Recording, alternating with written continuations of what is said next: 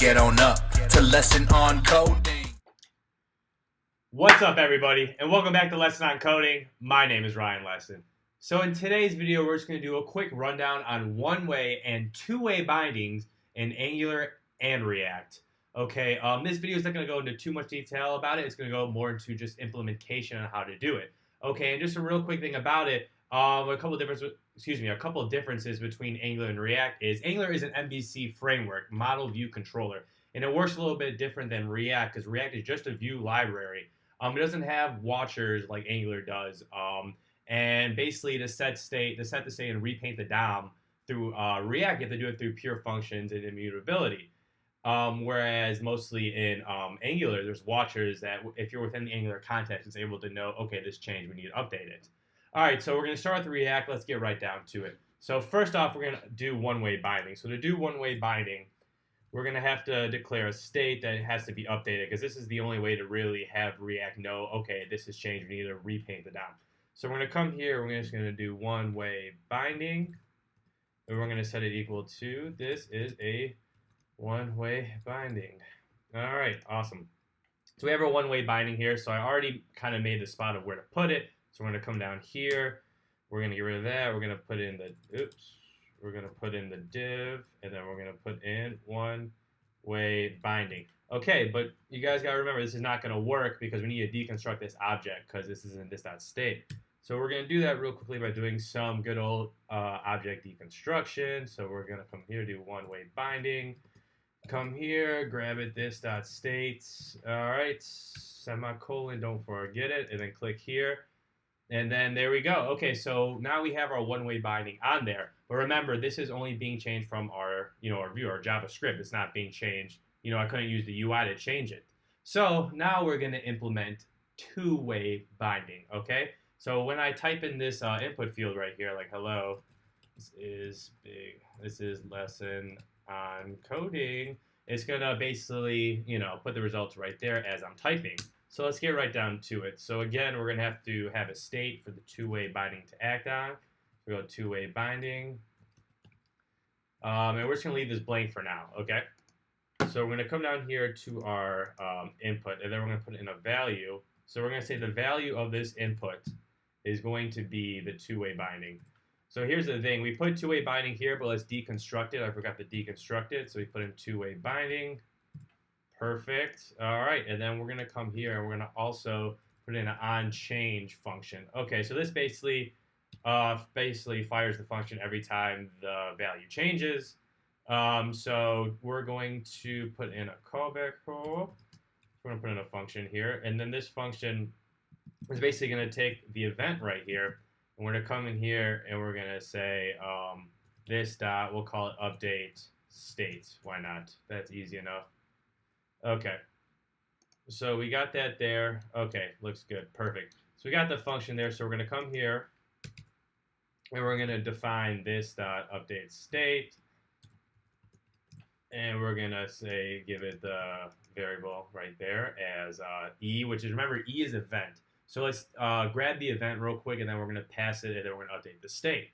So to update the state, we're going to do it like so. So first we're going to grab we'll call it two-way binding because if you have the same name for variable, it's easy to basically put in the object without repeating it twice. So let me just show you guys what I mean in a second. So we're going to say this is equal to e.target.value. Okay, and then we're going to come here, and now we're going to use the setState property, which I touched on before. And this setState property is what's going to let React know, okay, this is changing the UI. We need to repaint it, the DOM, because this has changed. So we're going to do that by calling this.setState.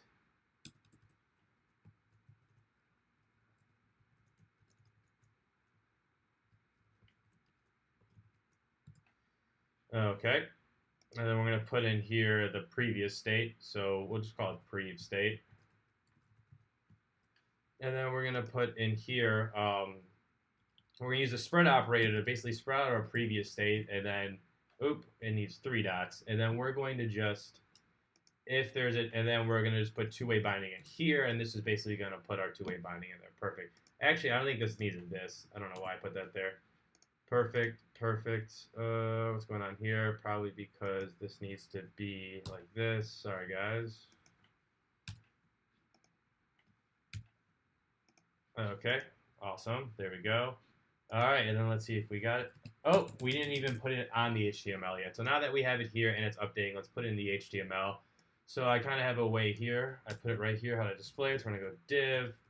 Then we're going to go to, we're going to go two-way binding. Boom, there we go. Click here, wait for it to update. And this is a two-way binding. Yeah.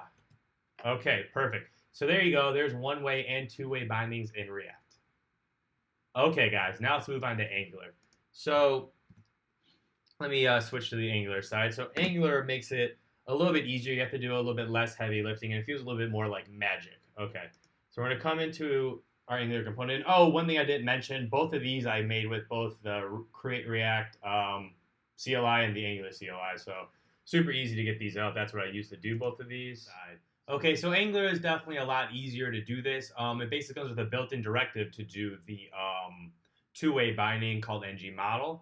So let's go ahead and implement both a one-way binding and a two-way binding. Okay, so first things first, we need to come into our component right here. And we're going to come down here, we're going to put one-way binding. All right. And our one-way binding is going to equal, this is a one-way binding. Okay.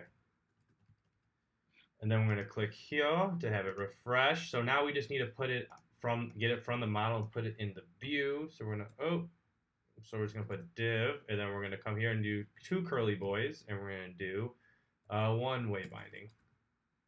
There we go. Click here, and then there we go. So there we go. We have our one-way binding right there. So now it's time for the two-way binding. Again, we just use a directive, and it's super easy to do it. Just to kind of show you that it's in the model, we'll come here, and we're going to first put a two-way binding equal to, please like and subscribe. And so, okay, perfect. So we have two-way binding here. So we just need to come in here, get the hot dog in a box, and put in ngModel, and then come here equals two-way binding. Okay, perfect. So let's click here, and then we can see, please like and subscribe. Please do. Appears right in our input box. All right, so now we come down here, and for one last step, let's see it in the UI. And let's come here. Oh, two curly boys. This is not React. And two-way binding. Okay, so we come here. So you can see it's in the input box and it's below. And if we type, hey, thank you for watching this video, it appears as we're typing. Okay, guys, there you go. There you have it. One and two-way bindings in both Angular and React. I hope you guys like this video. Thanks for watching. Woo!